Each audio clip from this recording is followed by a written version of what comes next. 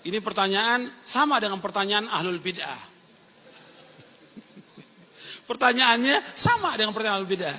Ketika kita melarang, Ustadz bagaimana hukumnya baca Al-Quran di kuburan? Nggak ada contoh. Nabi nggak pernah baca Al-Quran di kuburan.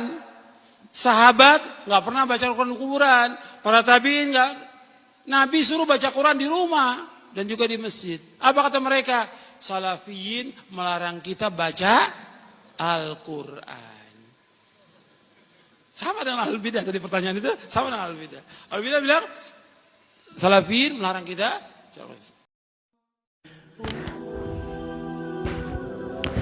Assalamualaikum warahmatullahi wabarakatuh. Sahabat Al-Kindi yang dirahmati Allah, lagi-lagi Bapak Yazid Jawas ini mengatakan sesuatu yang tidak berlandaskan sebuah data. Memang ulama berbeda pendapat, namun mayoritas ulama berpendapat hukum membaca Al-Quran di kuburan tidak makruh, bahkan hukumnya sunnah. Saya langsung saja pada beberapa pendapat ulama yang saya maksud tadi. Pertama dari ulama Syafi'iyah, yaitu Al-Imam An-Nawawi dalam kitab Rawdatut Thalibin. Ada keterangan seperti ini: Wasu'ila al-Qadhi Abu Thayyib an qiraatil Qur'an fil maqabir faqala ats-tsawabu lil qari wa yakunul mayyitu kal hadir turja lahu ar-rahmatu wal barakah wa yustahabbu qiraatul Qur'ani fil maqabir li hadzal ma'na wa aydan fad-du'a'u aqibal qiraa'ah aqrabu ilal ijabah wa du'a'u yanfa'ul mayyit. Nah, maksudnya ketika Qadhi Abu Thayyib ditanya perihal membaca Al-Quran di kuburan, beliau menjawab, pahala membaca itu kembali kepada orang yang membaca, sedangkan mayit seperti orang hidup yang diharapkan rahmat dan keberkahan Allah untuknya. Membaca Al-Quran dianjurkan dalam rangka seperti ini. Apalagi doa yang dibaca setelah membaca Al-Quran lebih dekat diijabah, lebih dekat diterima oleh Allah, dan orang hidup itu akan bermanfaat bagi si mayit. Ini saya kutip dalam kitab Rawdatut Thalibin karya Imam Nawawi. Kemudian dalam kitab Al-Mawsu'ah Al-Fiqhiyah Al-Kuwaitiyah ada pendapat bahwa mayoritas ulama, utamanya ulama Hanafiyah, ulama Syafi'iyah, dan ulama Hanabilah, mengatakan tidak makruh membaca Al-Quran di kuburan, bahkan hukumnya sunnah. Hanya ulama Malikiyah saja yang berpendapat makruh. Saya bacakan datanya yang saya ambil di Al-Mawsu'ah Al-Fiqhiyah Al-Kuwaitiyah. Dhahaba jumhurul Hanafiyah wa Syafi'iyah wal Hanabilah ila annahu la tukrahu qiraatul Qur'an fil maqabir bal tustahabbu. Mayoritas ulama madhab Hanafi, madhab Syafi'i, dan pengikut Imam Ahmad bin Hanbal atau yang lebih dikenal dengan Hanabilah berpendapat bahwa qiraatul Quran atau membaca Al-Quran di kuburan tidak makruh sama sekali. Sebaliknya justru dianjurkan. Nah, kemudian kalau memang si Bapak Yazid Jawas tadi mengatakan bahwa tidak ada contoh dari sahabat, maka hal itu juga tidak berdasarkan data. Memang setiap jawaban yang diberikan oleh si Yazid Jawas ini ketika ada pertanyaan, yang saya rasa selalu jawabannya ya sama, itu saja, yaitu tidak ada contoh dari Rasulullah dan tidak ada contoh dari sahabat. Pertanyaan berbeda tapi jawaban yang sama, dan jawabannya itu saja, yaitu tidak ada contoh dari Rasulullah dan juga tidak ada contoh dari sahabat. Nah, di sini saya akan paparkan sebuah data bahwa membaca Al-Quran di kuburan pernah dicontohkan oleh sahabat. Pertama begini, Al-Imam Ahmad bin Hanbal itu awalnya melarang atau membid'ahkan membaca Al-Quran di kuburan.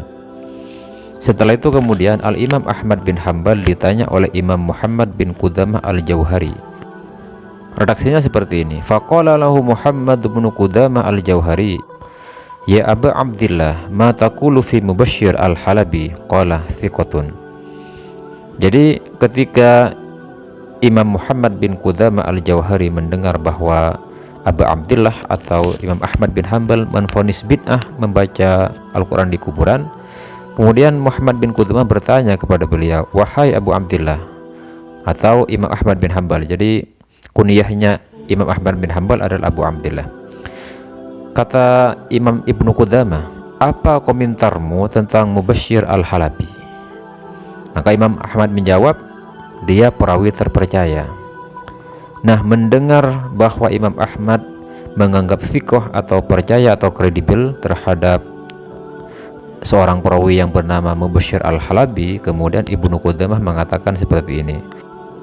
Qala fa akhbarani Mubashir an abihi annahu awsa idza dufina yuqra'u indahu bi Fatihatil Baqarah wa khatimatiha. Wa qala sami'tu Ibna Umar yusi bidzalik. Qala Ahmad bin Hanbal faqul lirrajuli yaqra'. Ketika Imam Ibnu Qudamah mendengar penjelasan bahwa Mubashir Al-Halabi itu adalah perawi yang thiqah menurut jawaban Imam Ahmad, kemudian Ibnu Qudamah berkata kepada Imam Ahmad bahwa Mubashir Al-Halabi mengabarkan kepadaku dari ayahnya bahwa ia berwasiat agar di dekatnya dibacakan awal dan akhir surah Al-Baqarah. Kemudian ayahnya berkata bahwa ia mendengar Ibnu Umar atau Abdullah bin Umar berwasiat seperti itu. Kemudian setelah Imam Ahmad mendengar penuturan dari Ibnu Qudamah terkait dengan sebuah athar bahwa Abdullah bin Umar pernah berwasiat agar dibacakan Al-Quran di kuburannya, maka Imam Ahmad bin Hanbal berkata, susul orang itu dan katakan kepadanya, bacalah Al-Quran di kuburan. Nah, lihatlah kelapangan atau kesabaran Imam Ahmad dalam menerima kebenaran. Kemudian ketika dia mendengar athar bahwa ada seorang sahabat yang bernama Abdullah bin Umar melakukan hal itu atau berwasiat kepada seseorang agar dibacakan Al-Quran di kuburannya nanti, maka Imam Ahmad menarik semua pendapatnya dan tidak menghukumi makruh atau bid'ah lagi. Keterangan ini juga didukung di dalam kitab Jami'ul Masail yang dikarang Ibnu Taimiyah. Nah, setahu saya orang-orang Salafi ini selalu menisbatkan pendapatnya kepada Imam Ahmad, lalu menisbatkan pendapatnya kepada Imam Ibnu Taimiyah. Nah, padahal kedua imam tersebut terkait dengan persoalan membaca Al-Quran di kuburan semuanya tidak menghukumi bid'ah. Jadi dalam kitab Jami'ul Masail yang dikarang oleh Imam Ibnu Taimiyah ada keterangan seperti ini yang mendukung terhadap penjelasan yang tadi. An Ibnu Umar annahu wassa ayyuqra'a inda dafnihi bifawatihil Baqarah wa khatimiha wa rukhsah imma mutlaqan wa imma halad dafni khassah. Maksudnya Ibnu Umar atau Abdullah bin Umar, beliau berwasiat setelah dimakamkan, isi wasiatnya adalah agar dibacakan pembukaan surah Al-Baqarah dan penutupnya, awal akhir maksudnya. Nah, dispensasi ini bisa jadi secara mutlak, artinya boleh dibaca Al-Quran di kuburan kapan saja, tidak hanya ketika pas dimakamkan. Jadi kapan saja, setelah dimakamkan atau setelah 7 harinya atau 100 harinya atau tiap minggu, gak masalah.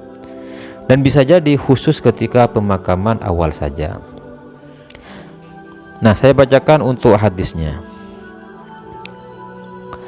An Abdurrahman bin Ala bin Lajlaj an abihi qala li abi ya bunayya idza ana muttu fa'alhidni fa idza wada'tani fi lahdi faqul bismillahi wa ala millati rasulillah thumma sinna alayya thara sinnan thumma qra' inda ra'si bi Fatihatil Baqarah wa khatimiha fa inni sami'tu Rasulullah sallallahu alaihi wasallam yaqulu dzalik.